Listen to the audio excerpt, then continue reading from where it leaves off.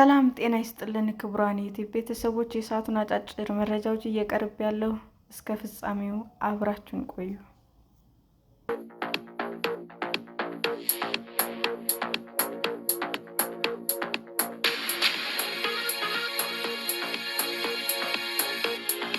የኢራን ጦርነት መቼ ያበቃል? እየተቀያየረ ያለው የትራምፕ አስተዳደር የጊዜ ሰሌዳ። አሜሪካና እስራኤል በኢራን ላይ የከፈቱት ጦርነት ዳፋ በርካታ ሀገራት ላይ ያረፈ ሲሆን፣ ጦርነቱ መቼ ያበቃል የሚለው የበርካቶች ጥያቄ ሆኗል። የአሜሪካው ፕሬዝዳንት ዶናልድ ትራምፕ ሀገራቸውና እስራኤል ከኢራን ጋር ያካሄዱት ያለው ጦርነት ምን ያህል ጊዜ ሊቆይ እንደሚችል የቅርብ ጊዜ ግምገማቸውን አቅርበዋል። ፕሬዝዳንቱ የካቲት ወር ላይ በኢራን ላይ ጦርነት ከከፈቱ በኋላ ለመጀመሪያ ጊዜ ጦርነቱን አስመልክቶ ረቡዕ ዕለት ምሽት በቴሌቪዥን የተላለፈው መግለጫቸው በጣም በአጭር ጊዜ ውስጥ አሜሪካ በኢራን ወታደራዊ ዓላማዋን ለማሳካት መንገድ ላይ ነች ብለዋል። ትራምፕ ጦርነቱን ዓመታት ከፈጀው ሁለተኛው የዓለም ጦርነት እና የቪየትናም ጦርነት በጣም አጭር እንደሆነ አሜሪካውያን ያስታወሱ ሲሆን አዲስ የጊዜ ሰሌዳቸውን አሳውቀዋል።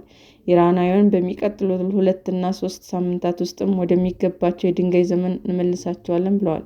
ይህ አስተያየታቸው ትራምፕ እንዲሁም የአስተዳደራቸው ከፍተኛ ባለስልጣን በጦርነቱ መጀመሪያ አካባቢ ላይ ከሰጡት የጊዜ ሰሌዳ የራቀ ነው። ፕሬዝዳንት ትራምፕ የካቲት ወር መገባደጃ ላይ ወታደራዊ ዘመቻቸውን ባሳወቁበት ወቅት ግባችንን ለመምታት እስካስፈለገው ጊዜ ድረስ እንቀጥላለን ነበር ያሉት። ከዚያን ጊዜ አንስቶ ፕሬዝዳንቱ አንድ ጊዜ አሜሪካ ጦርነቱን አሸንፋለች፣ ሌላ ጊዜ ደግሞ አሜሪካ ወታደራዊ ዘመቻውን ለሳምንት ወይም ከ2 እስከ 6 ትቀጥላለች በሚሉ ሀሳቦች ውስጥ ሲዋልሉም ቆይተዋል። የጦርነቱ ማብቂያ ተደርጎ የተገለጸው 6ኛ ሳምንት የሚያርፈው በአውሮፓውያኑ ሚያዝያ 11 ነው። ቢቢሲ ያነጋገራቸው ተንታኞች እንደሚሉት የአሜሪካው ፕሬዝዳንቶች በሕዝብ ዘንድ ተቀባይነት ለማግኘት ግጭት የሚያበቃበትን ጊዜ መርሃ ግብር ማስቀመጣቸው እየተለመደ ነው። ከዚያ ግን የጊዜ ሰሌዳቸው ይለወጣል። ሆኖም የትራምፕ አስተዳደር አካሄድ ልዩ እንደሆነ አንድ ባለሙያ ተናግረዋል። የአሜሪካ የመከላከያ ሚኒስትር ፒት ሄግሴት ቁርጥ ያለ የጊዜ አለማስቀመጡ ቴክኒካዊ ጠቀሜታ ሊኖረው እንደሚችል ተናግረዋል። ሚኒስትሩ ረቡዕ ዕለት ለቀረበላቸው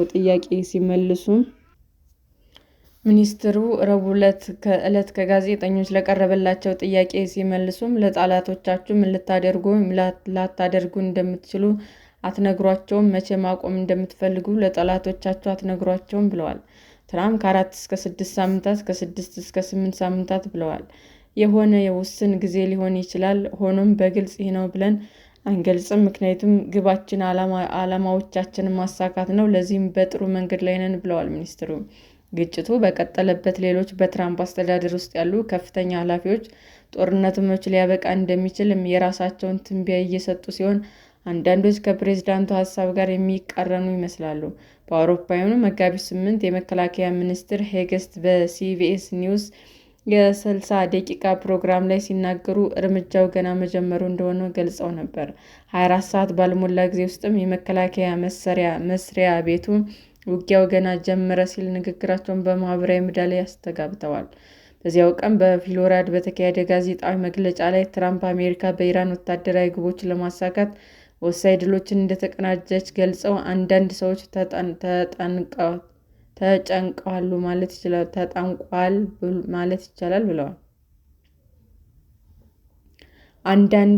ተጠናቋል ማለት ይቻላል ብለዋል።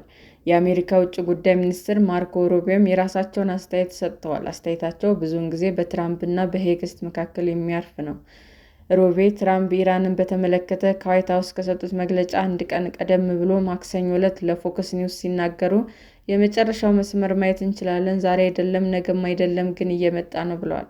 የትራምፕ አስተዳደር እንዲህ አይነት ጥያቄዎች ሲገጥመው የመጀመሪያው የአሜሪካ አስተዳደር አይደለም። አንዳንድ ጊዜ በፕሬዝዳንት የሚሰጡ የጊዜ መርሃ ሰሌዳዎች ግራ የሚያጋቡ፣ አንዳንዴ ደግሞ ውስን ናቸው። በእርግጥ የተወሰኑ ጦርነቶች የጦር አዛዥ ባስቀመጣቸው የጊዜ ገደብ ትንበያዎች ውስጥም ተጠናቀዋል። በሎስ አንጀለስ ካሊፎርኒያ ዩኒቨርሲቲ የግጭት አፈታትና ዲፕሎማሲ አጥኚ የሆኑት ፕሮፌሰር ሄርክ ሚን ግምቶቹ ብዙውን ጊዜ በእውነተኛ የጊዜ ሂደቶች ይቀያየራሉ ይላሉ። ጦርነቶች መቼ ሊጠናቀቁ እንደሚችሉ ማወቅ አስቸጋሪ ነው ብለዋል። በአውሮፓውያኑ በ1967 ፕሬዝዳንት ሊንደን ቢ ጆንሰን የቪየትናም ጦርነት ለማጠናቀቅ ከጫፍ መድረሳቸው ተናግረው ነበር። ግልጽ ያልሆነው ንግግራቸው በሀገሪቱ ያሉትን የግጭቱን ተቃዋሚዎችም ለማስደሰት ያለመ ነው። ሆኖም ሀሳባቸው አልተሳካም። ጦርነቱ ለተጨማሪ 8 ዓመታት ዘልቋል። ይህም ጆንሰን በሀገር ውስጥ ያላቸውን ተቀባይነት ያሳጣ ሲሆን ለሁለተኛ ስልጣን ዘመን እንዳይመረጡ ምክንያት ሆኗል። ከ10 ዓመታት በኋላ ፕሬዚዳንት ቢል ክሊንተን በ1999 የሰሜን አትላንቲክ ጦር ቃል ኪዳን ድርጅት (ኔቶ) በዩጎስላቪያ ላይ የወሰደው የቦምብ ድብደባ ዘመቻ በአጭር ጊዜ እንደሚጠናቀቅ ተናግረው ነበር። ሆኖም የአየር ድብደባው ከ2 ወር በላይ የዘለቀ ሲሆን ይህም በርካቶች ከገመቱት በላይ የረዘመ ነው። ከዚያም ፕሬዚዳንት ጆርጅ ደብሊው ቡሽ የኢራቅ ጦርነት ከተጀመረ ከ2 ወራት በኋላ ተልዕኳቸው ተሳክቷል ብለው ነበር። የአሜሪካ ጦር ግን እስከ አውሮፓውያኑ 2011 ድረስ ከኢራቅ ሳይወጣ ቆይቷል። በሃርቫርድ ኬኔዲ ስኩል የታሪክ ተመራማሪ የሆኑት ቶማስ ፓተርሰን ፕሬዚዳንቶች ብዙውን ጊዜ የሕዝብን ጊዜ ለመግዛት ሲሉ የጊዜ ሰሌዳ ያቀርባሉ፣ እናም ሁሌም ጊዜውን አሳንሰው ነው የሚያዩት ብለዋል።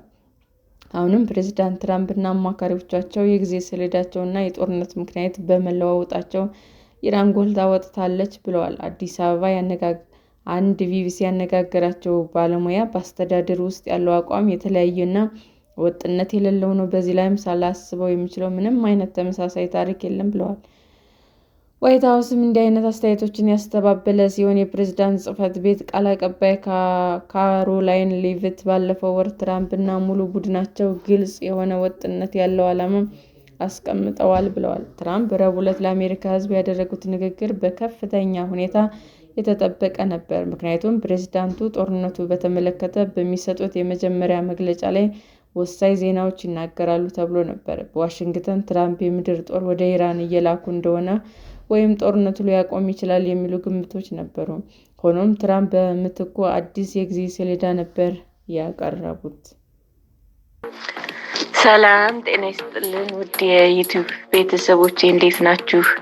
አዲስ ጀማሪ ነኝ እና ሰብስክራይብ ያደረጋችሁ አበረታቱኝ። አመሰግናለሁ። የዩቲዩብ አድማጮቻችን ለሰዓቱ ያቀረብኩላችሁ አጫጭር መረጃዎች ይህንን ይመስል ነበር። በሌላ መረጃ እስክንገናኝ ሼር፣ ላይክ፣ ሰብስክራይብ እንዲሁም ቢቀርብልን የምትሉት መረጃ ካለ ኮመንት እያደረጋችሁ ቸር ቆዩን።